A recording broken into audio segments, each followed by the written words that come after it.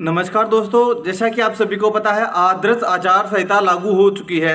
यानी कि राजस्थान के अंदर जो विधानसभा 2023 के चुनाव आने वाले हैं उनकी जो आदर्श आचार संहिता यानी कि जो महीने 2 महीने पहले लगती है वो चालू हो चुकी है हमारे राजस्थान के अंदर।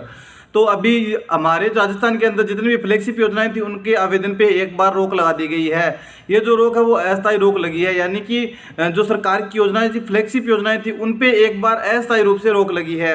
जैसे कि हम बात कर लेते हैं कि किन किन योजनाओं में लगी है, तो लगभग सभी योजनाओं में नए आवेदन पे रोक लग चुकी है।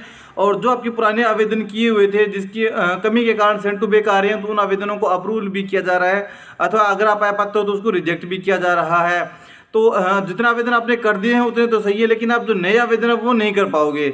नए आवेदन में जैसे कि हम बात कर लेते हैं, कोई नया पालना योजना का फॉर्म नहीं भर सकते, और अगर किसी को पेंशन लेनी है, चाहे वो वृद्धावस्था, चाहे विधवावस्था, या फिर कोई विकलांग विशेष योगदान की पेंशन है, उसका भी आप नया आवेदन नहीं कर सकते। पालना का हो गया, विधवा सामाजिक सुरक्षा पेंशन का हो गया, इसके अलावा आप कन्यादान योजना का भी नया आवेदन नहीं कर सकते। चिरंजीवी योजना से रिलेटेड आप कोई नया आवेदन नहीं कर सकते, या फिर चिरंजीवी पॉलिसी भी आप है जो आगे नहीं काट सकते हो। जैसे ही आप ये आवेदन करने जाओगे, इसके अलावा बहुत सी और फ्लैगशिप योजनाएं आपके सामने आएगी। जैसे ही आप उसमें आवेदन करने जाओगे तो वहाँ पर आपको आगे लिखा हुआ मिल जाएगा कि आगामी विधानसभा 2023 चुनावों के कारण जो योजना है उस पर एक बार अस्थायी रोक लगा दी गई। जो पुराने आवेदन है उस पर तो कार्रवाई होगी ही होगी, नए आवेदन है तो उस पर एक बार रोक लगाई गई है।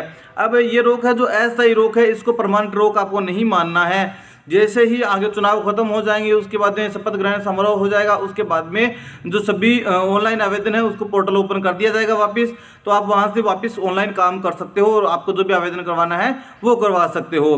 तो ये बात आपको विशेष रूप से ध्यान रखनी है, आदर्श आचार संहिता के नियमों का पालन करना है आपको। ये बात चुनाव आयोग ने साफ स्पष्ट बोली है, जो आदर्श आचार संहिता के जो नियम है उसका विशेष रूप से आपको पालन करना है। उम्मीद है आपको जानकारी समझ में आ गई होगी, जो आदर्श आचार संहिता लागू होने के बाद में बदलाव आए हैं। तो चलिए मिलते हैं नई वीडियो नई अपडेट के साथ, तब तक के लिए जय हिंद, जय भारत, धन्यवाद।